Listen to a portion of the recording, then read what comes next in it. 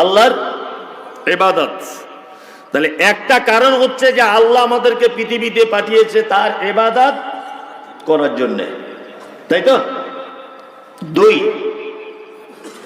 আচ্ছা আল্লাহ সুবহানাহু ওয়া তাআলা যে আমাদেরকে পৃথিবীতে পাঠালেন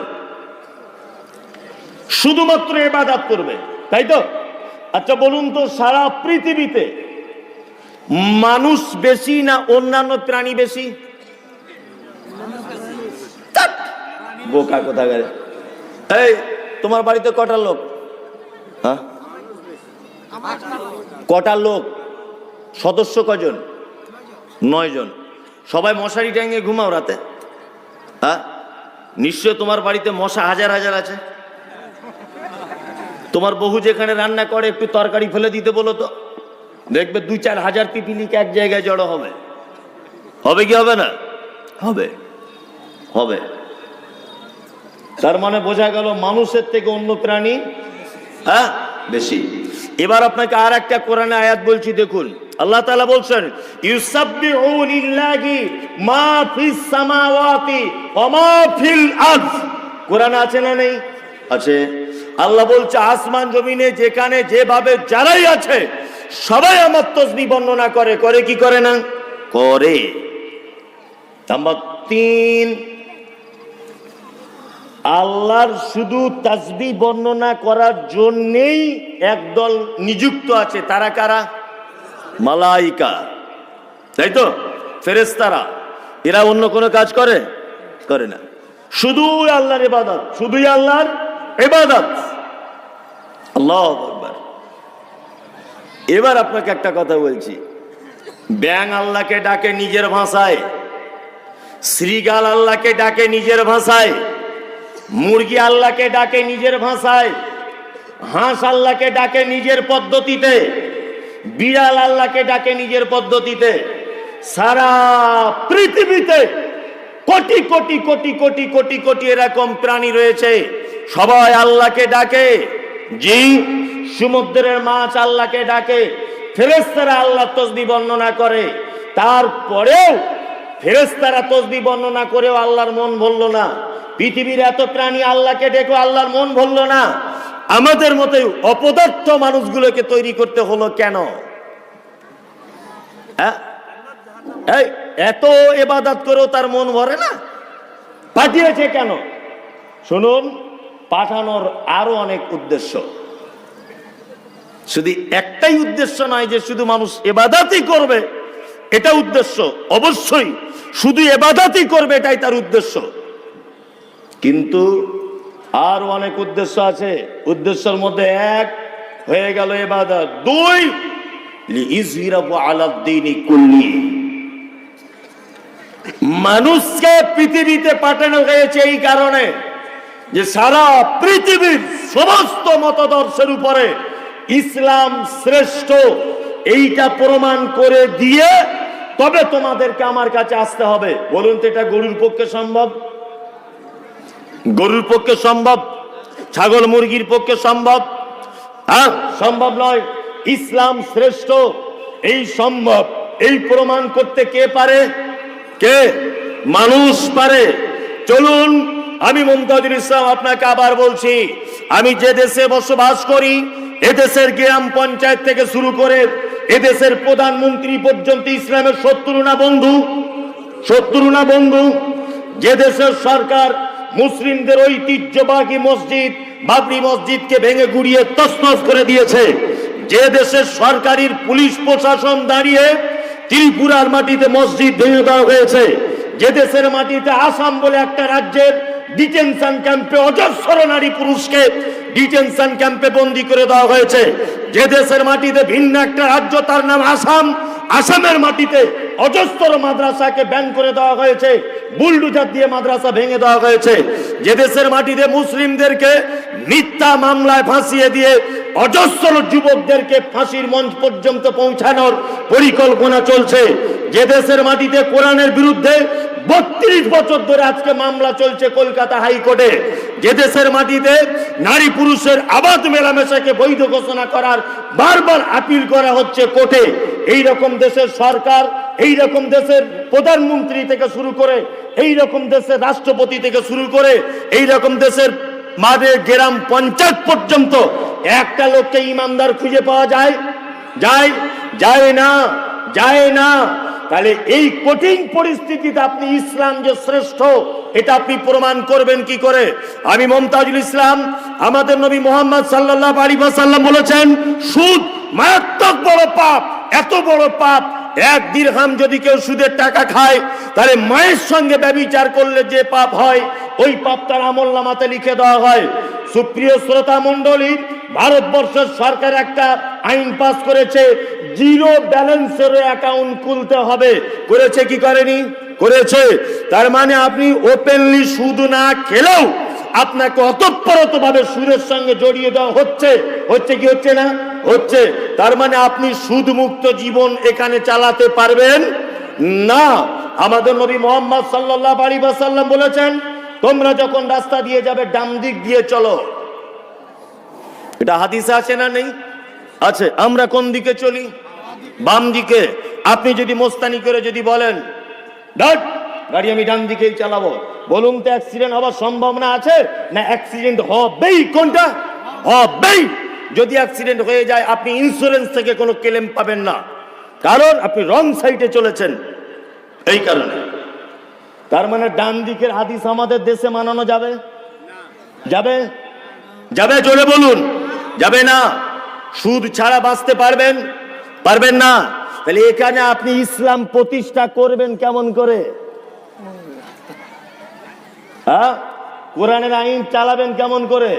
এই মুহূর্তে আমি মুমতাজুল ইসলাম আপনাকে একটা পদ্ধতি বলে দিচ্ছি, বাঁচার একটাই রাস্তা, ইসলাম প্রতিষ্ঠার একটাই রাস্তা। রাস্তাটা কি আপনাকে বলে দিই। আপনাদের করমজিতে একটা মাদ্রাসা আছে, মাদ্রাসার হেড মাওলানা আমি মুমতাজুল ইসলাম ধরে নেন। তা কমিটির থেকে একটা সেক্রেটারি নির্বাচন করা হয়, হয় কি হয় না? হয়। আমি যদি সেক্রেটারির কথার যদি অবাধ্য হই, আচ্ছা বলুন তো আমার চাকরি থাকবে? থাকবে? থাকবে না। অত সহজ না, রিটার্ন টিকিট কেটে তবে ঢুকতে হবে। সেক্রেটারির কথা শুনবে না, তুমি এখানে চাকরি করবে? টিকবে? টিকবে না। আমি যে দেশের অধীনে, যে দেশের সরকারের অধীনে দেশে বসবাস করি, বলুন তো সরকারের যদি বিরুদ্ধে কথা বলি, আমাকে অ্যারেস্ট করা হবে কি হবে না? হবে। তার মানে দেশের সেক্রেটারিকে নরেন্দ্র মোদী, রাজ্যসভা সেক্রেটারিকে না আমাদের দিদিমণি বর্তমানে, আপনাদের এলাকার সেক্রেটারিকে না এলাকার এমএলএ, গ্রামের সেক্রেটারিকে না গ্রামের যে ভোটে জিতে আছে সে, মসজিদের সেক্রেটারিকে না মসজিদের সেক্রেটারি একজন আছে, তাই তো? মানে আপনি যদি কথা অমান্য করেন, আপনার পঞ্চায়েতের ঘর পাবেন ইন্দিরা আবাসনের, ঘর আপনার এসেছে কেটে ফটিককে দিয়ে দিবে। কি বলছি বুঝতে পারছেন না? কেটে ফটিককে দিয়ে দিবে। তার মানে দায়িত্বশীল মানুষদের কথা অমান্য করলে সাকসেসফুল হওয়া যায় না। যায়? যায় না।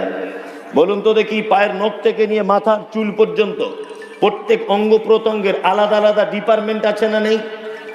আছে। আছে। হাত, এই ডিপার্টমেন্ট কি? হাউমাউ করে খাওয়া। চোখ, এই ডিপার্টমেন্ট কি? দেখা, তাই না? কান, ডিপার্টমেন্ট কি? শোনা। হ্যাঁ, পা, ডিপার্টমেন্ট কি? চলাফেরা করা। এই বলুন তো প্রত্যেক এই যে ডিপার্টমেন্ট, এটা ধরে নেন একটা আপনার জীবনের একটা দেশ, টোটাল বডিটা। বলুন এবার এই প্রত্যেক ডিপার্টমেন্টের হেড কে? মাথা। এতক্ষণ আপনাকে বলেছি যে ডিপার্টমেন্টের সেক্রেটারি কথা অমান্য করলে চাকরি থাকে না, তাই তো? তাহলে টোটাল বডিটার সেক্রেটারি কে? মাথা। তার মানে সেক্রেটারি যা বলবে সেই অনুযায়ী চলতে হবে কি হবে না? হবে। সুদ এটা হারাম। আপনার সেক্রেটারি বারবার বলছে, এই মুমতাজুল ইসলাম বলে গেছে সুদের টাকা হারাম, সুদ খাওয়া যাবে না, বারবার বলছে। ও তবুও সুদটা নিয়ে পকেটে ভরে দিল, শুনলো না। বারবার আপনার পা একটা অন্যায় কাজে যাচ্ছে, সেক্রেটারি বারবার ওকে নক করছে, খুব সাবধান, মুমতাজুল ইসলাম বলেছে এখানে যাওয়া যাবে না, হাদিসে আছে, কোরআনে আছে, এখান থেকে তুমি দূরে থাকবে। তাও পা শোনে না। একটা লোক বলুন তো দেখি যে গত 25 তারিখ থেকে আজকে 1 তারিখ পর্যন্ত আমার সেক্রেটারি যা বলেছে আমার অঙ্গ প্রত্যঙ্গ সেইভাবে চালিয়েছি। একটা লোক বলুন। হ্যাঁ, আচ্ছা, আপনারা চান যে দেশের সরকার নরেন্দ্র মোদী না হয়ে হযরত আবু বকর সিদ্দিকের মতো একটা লোক হোক? কারা কারা চান? হাত তুলুন তো, তুলুন। সবাই চান, মাশাআল্লাহ। মানে ঢং কত, বিশাল ঢং। নিজের বডিটাকে হাদিস কোরআন দিয়ে পরিচালনা করতে পারে না, ও আবার আশা করে আবু বকরের মতো লোক দেশ পরিচালনা করবে। তুমি নরেন্দ্র মোদীকে গাল দিতে যাও কেন? আরে ও তো বেঈমান, ও তো মসজিদ ভাঙবে, এটা স্বাভাবিক, ওর পক্ষে এটা স্বাভাবিক নরমাল ব্যাপার, ও মসজিদ ভেঙে দিতে পারে। তো তুমি তো এক সপ্তাহের মধ্যে একটা লোক এখানে বলো যে আমার অঙ্গ প্রত্যঙ্গকে হাদিস এবং কোরআন দিয়ে চালিয়েছে, ও তো মসজিদ ভাঙতে পারে, ওর ঈমান নাই। তুমি তো মসজিদ ভাঙার থেকেও ডবল কাজ করেছো, খারাপ কাজ। 5 ওয়াক্তে মুয়াজ্জিন তোমাকে ডাকছে, তুমি কি একবারও গেলে না? হ্যাঁ, ও শুধু বাবরি মসজিদ ভেঙেছে বলে অপরাধ করে দিয়েছে, আর তোমাকে যে আল্লাহর নবী ভাষা দিয়ে দিনে 5 বার করে যে ডাকা হচ্ছে, তুমি কবার গেলে গে? হ্যাঁ, খুব সাবধানে থাকুন। এই মুহূর্তে একটাই রাস্তা ইসলাম প্রতিষ্ঠার, নিজের বডিকে দিয়ে করুন। যদি বলছেন বডিকে দিয়ে কেমন করে করব, এর একটা সিস্টেম আছে। আপনি বিডিও অফিসে দাঁড়িয়ে আছেন, বিডিও অফিসে রোদ্দুর, 100 জন লোক লাইন দিয়ে, সবাই পানি এনে পান করছে, ডক ডক ডক ডক করে দাঁড়িয়ে পানি পান করছে।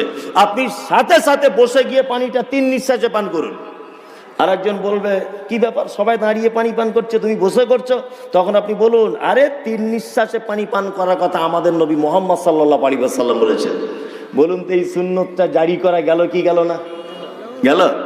আপনি তো নখ কাটেন, কাটেন না? নখ কেটে নেকি হয়?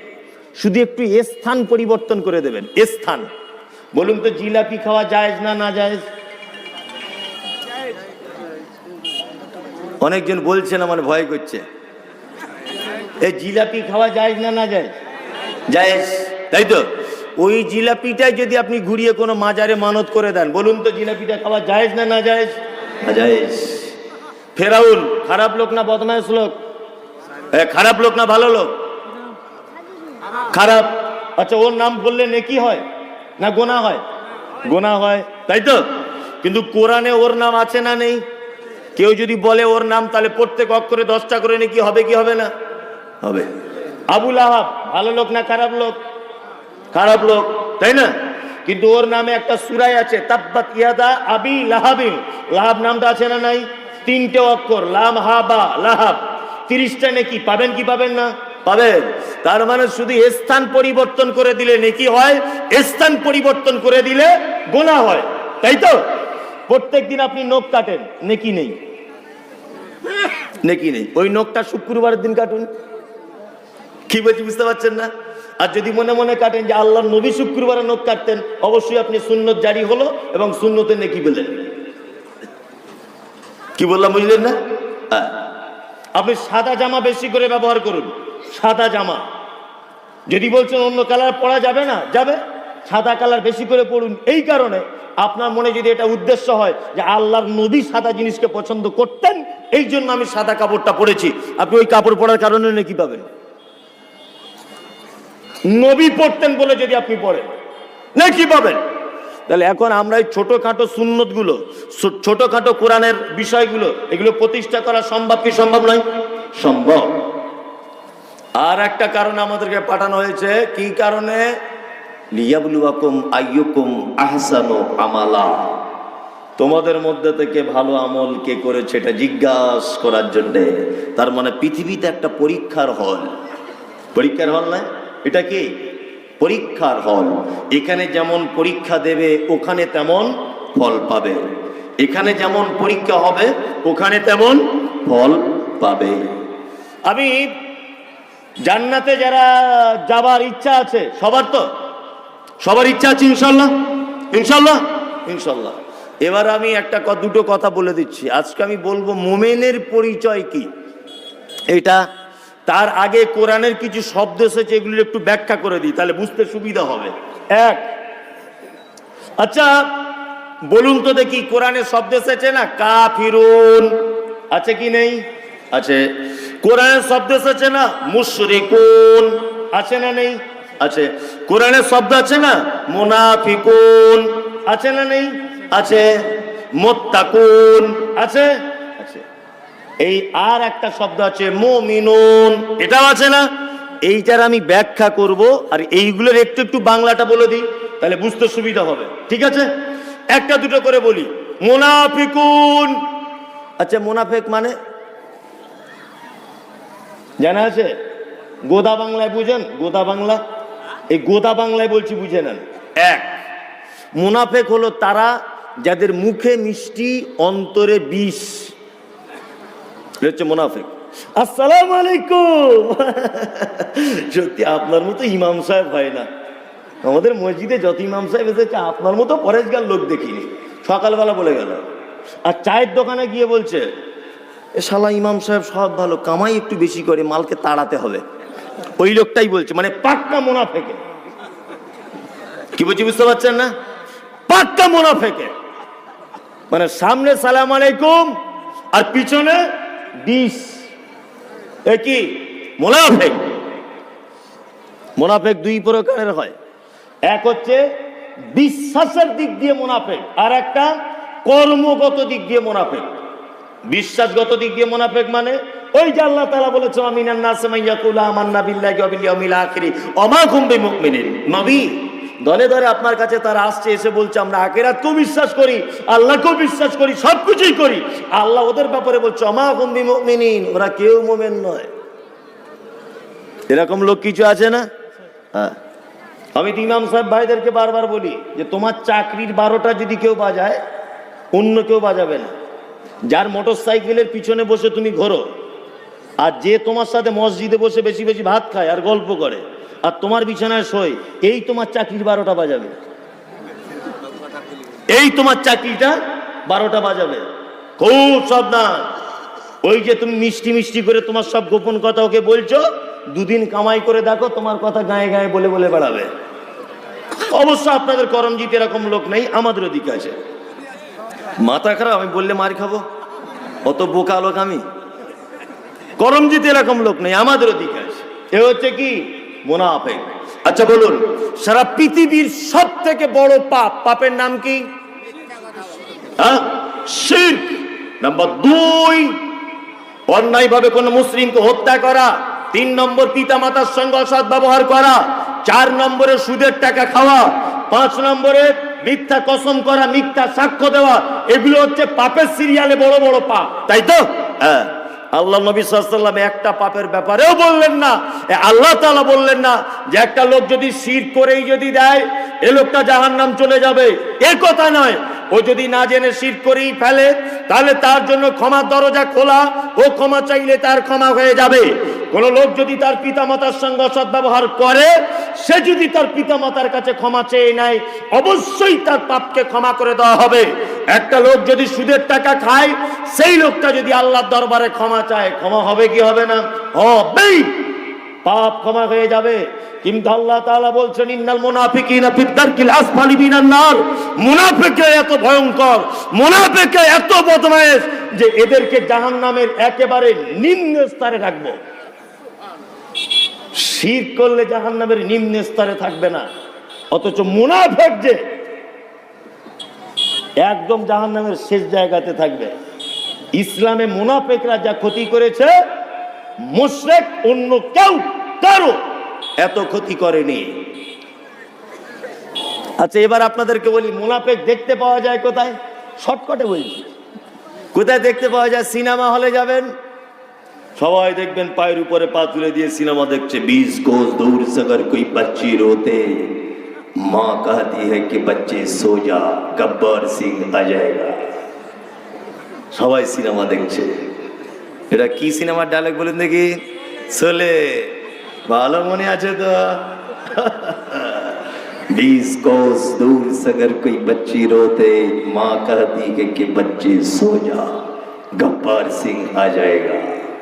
সবাই সিনেমা হলে সিনেমা দেখছে, ওখানে মুনাফিক দেখতে পাবেন না। মেলায় যান, মুনাফিক নাই, একটা মুনাফিক খুঁজে পাবেন না। সবাই দেখবেন শালা শালিকে নিয়ে ব্যস্ত, ওখানে কোনো মুনাফিক নেই। এখন মুনাফিক যত বেশি, সব দেখবেন মসজিদে বসে আছে। কথাটা একটু তিতো লাগলো, আপনি একদম উচিত কথা বললাম কিনা দেখুন। নামাজ পড়ার পরে পরই ওই লোকটার বদনাম করছে, বসে বসে করছে, কি করছে না? হ্যাঁ, নামাজ পড়া শেষ, ইমাম সাহেবের পিছনে কথা বলছে। নামাজ পড়া শেষ, ইমাম সাহেবের কাছে একরকম, আবার ওই পাড়ার ইমামের কাছে গিয়ে আর একরকম। এরকম লোক আছে আপনাদের এলাকায়? আছে, প্রচুর আছে। এদের থেকে দূরে থাকবেন, এদের থেকে দূরে থাকবেন। আমি মমতাজুল ইসলাম, আমি আহমদ সাহেবের বদনাম করছি, এনার বদনাম করছি বাবজি। তা আপনার সঙ্গে লোকটা শত্রু, আপনি খুব বগল বাজাচ্ছেন, বাহ মমতাজুল তো বেশ ভালো, আমার শত্রু বদনাম করছে। আপনি হলেন এক নম্বরের গড় রহস্য মানুষ, এক নম্বরের গরু। ওকে আপনি কেন ধন্যবাদ জানালেন? আপনি জানেন না ও যদি আহমদের বদনাম আমার কাছে করতে পারে, তাহলে আমারও বদনাম একদিন ওর কাছে করবে। কি বলছি বুঝতে পারছেন না? এই পাক্কা মুনাফিক। নাম্বার 2, কোরআনের শব্দ এসেছে না মুশরিকুন, আছে না নেই? এবার আপনাদেরকে বলছি, আচ্ছা বলুন তো, হিন্দুরা মুশরিক কি মুশরিক নয়? হিন্দুরা মুশরিক নয়, একদম নয়। যে বলেছে ভুল বলেছে। হিন্দুরা মুশরিক নয়। হিন্দুরা কি? এরা হচ্ছে সাবেঈ। সাবেঈ হলো তারা যারা বহু ঈশ্বরকে, বহু দেবদেবীকে বিশ্বাস করে এবং এক একজনের এক এক রকমের ক্ষমতা আছে এইটাও বিশ্বাস করে, আল্লাহ আছে এটাও বিশ্বাস করে। এরা কি? সাবেঈ।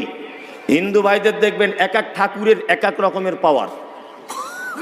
যারা লোহা লাকড়ির কাজ করে এরা দেখবেন সব বিশ্বকর্মার পূজা করে, করে না? তার মানে ওদের দাবি যে বিশ্বকর্মার ডিপার্টমেন্টটা এই ঠাকুরকে দেওয়া হয়েছে। আছে না নেই? এরকম আকীদা আছে না নেই?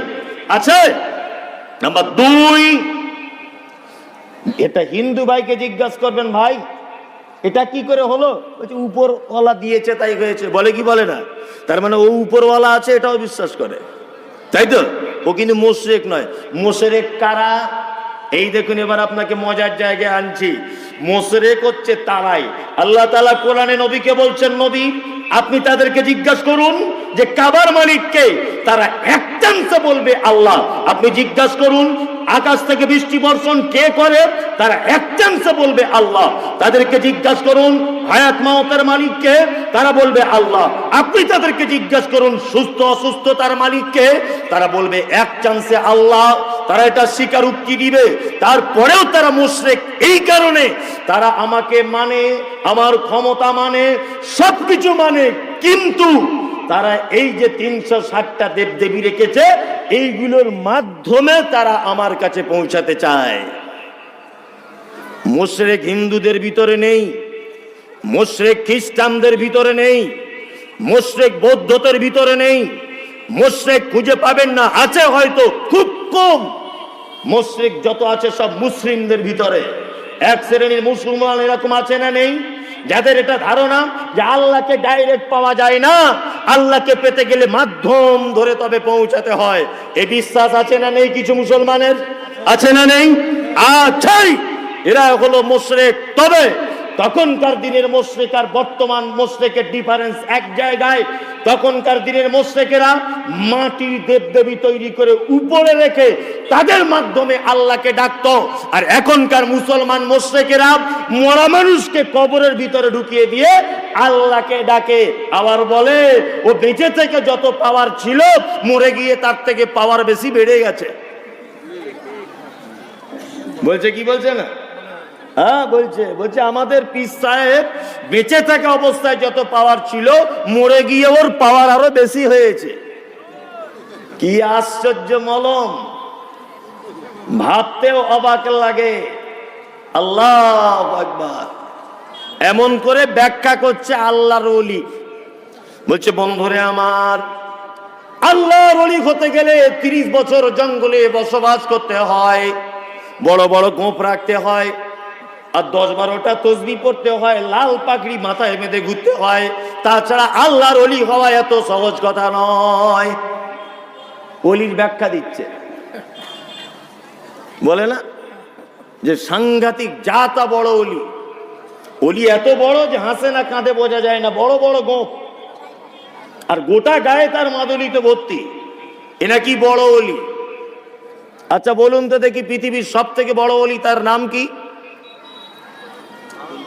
নবীর কথা বাদ, সাহাবীদের ভিতরে হযরত আবু বকর সিদ্দিক রাদিয়াল্লাহু তাআলা আনহু, হযরত ওমর, হযরত উসমান, হযরত আলী, আব্দুল্লাহ ইবনে মাসউদ, আবু যার গিফারি, আবু হুরায়রা, এই সমস্ত সাহাবায়ে কেরামরা বড় বড় ওলি কি ওলি নয়? ওলি মানে বন্ধু। আল্লাহর বন্ধু কি বন্ধু নয়? আল্লাহ পবিত্র আল কোরআনে বলেছেন, আনআমাল্লাহু বিন-নাবিয়্যিনা ওয়াস-সিদ্দিকিনা ওয়াস-শুহাদাই ওয়াস-সালিহিন। পৃথিবীতে 4 কোয়ালিটির মানুষ তারা পুরস্কারিত পেয়েছে। পুরস্কার পেয়েছে পৃথিবীতে কয় কোয়ালিটির লোক? 4 কোয়ালিটির লোক। এক হচ্ছে নবীগণ, 2 হচ্ছেন সিদ্দিক, হলো তারা সেই সমস্ত সাহাবায়ে কেরামগণ। সিদ্দিক থেকে নিসবাত করছে সাহাবায়ে কেরামদের দিকে। শহীদগণ আর কারা? সালেহিন, সৎকর্ম পরায়ণশীল। এই 4 কোয়ালিটির লোক পৃথিবীতে পুরস্কার পেয়েছে কি পায়নি? পেয়ে গেছে, সুসংবাদ পেয়ে গেছে জান্নাতের। এরা হযরত আবু বকর কোন 10-12 বছর জঙ্গলে ছিল, বউ ছেলে ছেড়ে, এরকম কোন রিপোর্ট আছে? ওমর, আলী, উসমান যে বড় বড় গোপ ছিল আর জীবনে কোনোদিন গোসল করতো না, গায়ের গন্ধতে ঘুম হতো না, ও বড় ওলি? বাংলাদেশে একটা বাবা পাওয়া গেছে, ন্যাংটো বাবা, 24 ঘন্টা আন্ডার প্যান্ট খুলে বসে আছে। ওরও শুনছি বলছে 6.5 লাখ ভক্ত। মনে মনে বলছি, ওরে সমাজে আর মানুষ আছে না, সব গরুতে পরিণত হয়েছে? হ্যাঁ, ন্যাংটা বাবা, তারও বলছে 6.5 লক্ষ মুরিদ। বলছে ও নাকি আল্লাহর কাছে পৌঁছে দেয়। সোশ্যাল মিডিয়াতে মমতাজুল ইসলাম মানেই বিতর্কিত লোক, এটা আপনারা দেখছেন, এখন দেখছেন না? দেখছেন না? একটা জায়গা শুধু আমি বিতর্কিত, আমি শুধুমাত্র বলেছি যে আল্লাহর কাছে পৌঁছাতে গেলে কারোর ধরা লাগবে না। তখন আমার বিরুদ্ধে বক্তব্য রাখা হচ্ছে, বেজম্মা, তোর জন্মের ঠিক নাই, তোর এই নাই, এই বিয়াদব, গাছে এমনি উঠতে হয়, ডাল ধরে গাছে উঠতে হয়।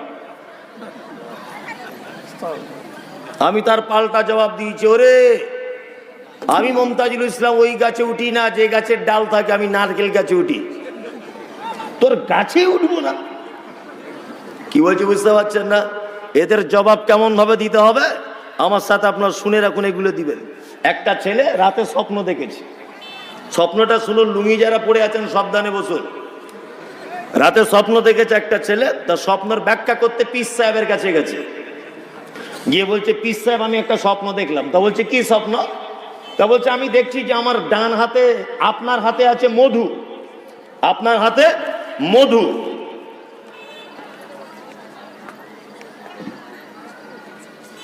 আচ্ছা, একটা স্বপ্ন দেখলাম যে হুজুর আপনার হাতে আছে মধু আর আমার হাতে আছে পাতলা পায়খানা, এর ব্যাখ্যাটা কি হবে? পীর সাহেব তখন বলছে, দেখছো, এইটাই তো পীর আর সাধারণ লোকের ডিফারেন্স।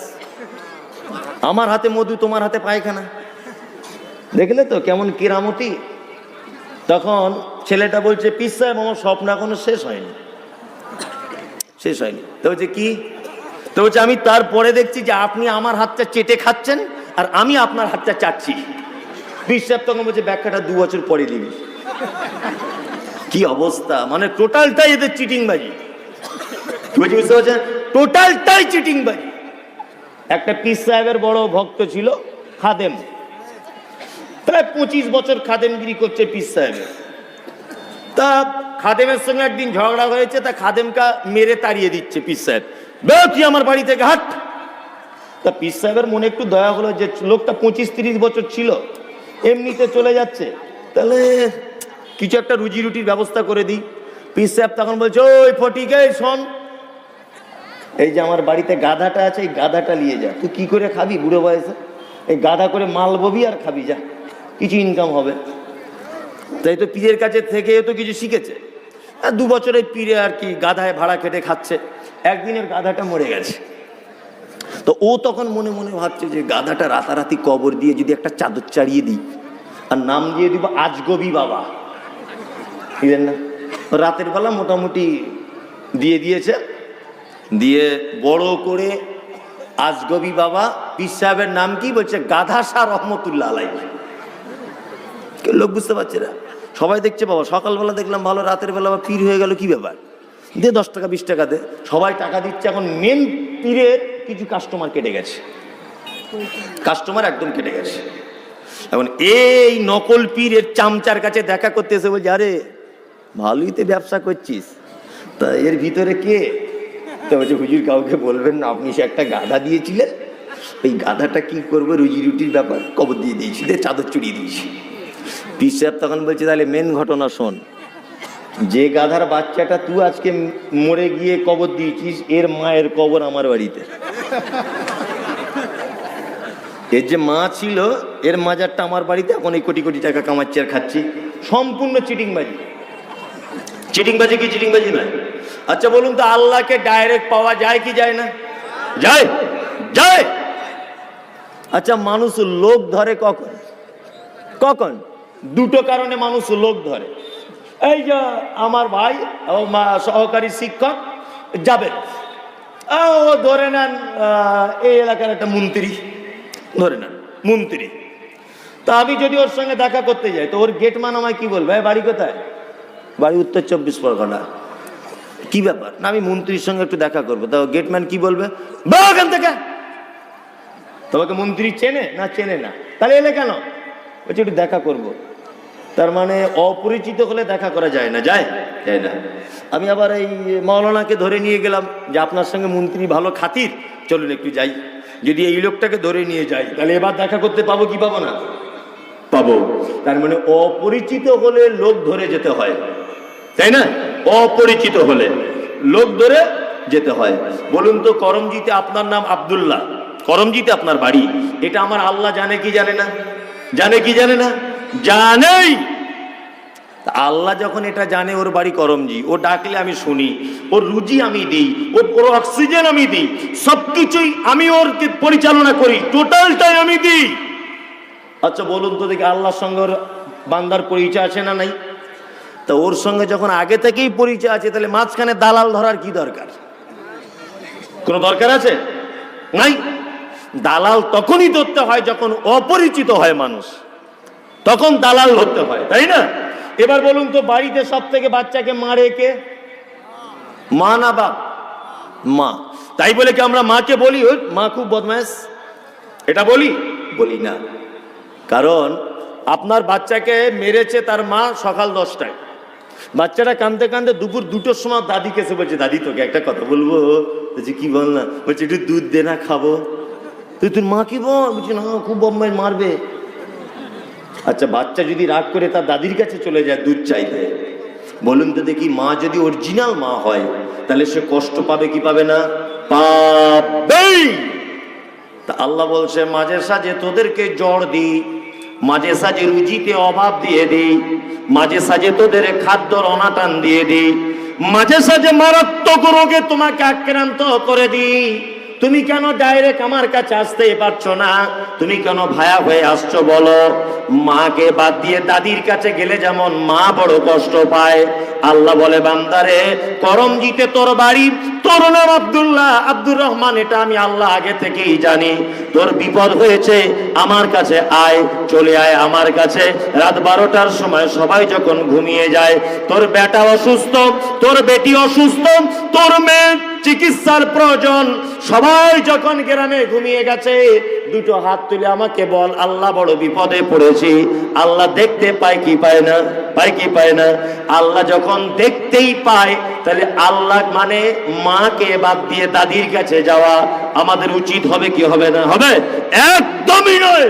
আচ্ছা বলুন তো, একটা মা সন্তানকে যতটা ভালোবাসে, তার থেকে আল্লাহ একটা বান্দাকে বেশি ভালোবাসে না কম?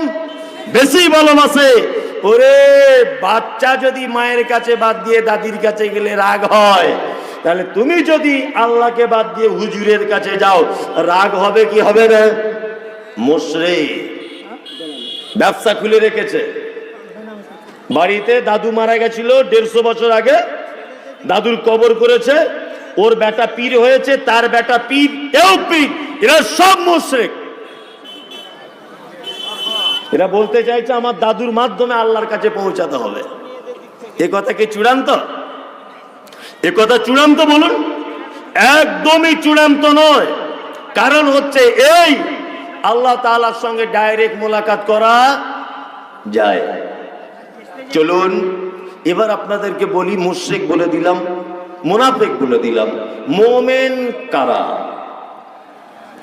আল্লাহ তাআলা পবিত্র আল কোরআনের ভিতরে বলছেন, ইন্নামাল মুমিনুনা আল্লাযীনা ইযা যুকিরাল্লাহু ওয়াজিলাত কুলুবুহুম ওয়া ইযা তুলিয়াত আলাইহিম আয়াতুহু যাদাতুহুম ঈমানাও ওয়া আলা রাব্বিহিম ইয়াতাওয়াক্কালুন।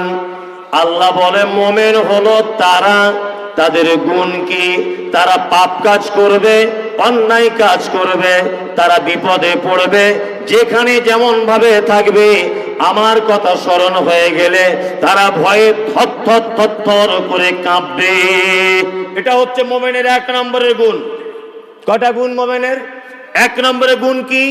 পাপ করবে, পাপ করার পরে পরই আল্লাহর ভয়ে কি করবে? থরথর করে কাঁপবে। আপনার এরকম ভয় হয়? সারা রাত ভিডিও কলে কথা বলেছে, সারা রাত ওদিকে আছে আর এদিকে আছে, সারা রাত ভিডিও কলে কথা বলেছে। তো সকালবেলাতে উঠে বলছে, সাইফুল জানিস কালকে ভিডিও কলে সারা রাত ঘুমাতে পারিনি, কথা বলেই গেছে। সকালবেলাতে আবার চায়ের দোকানে বলছে কি বলছে না, আবার অনেক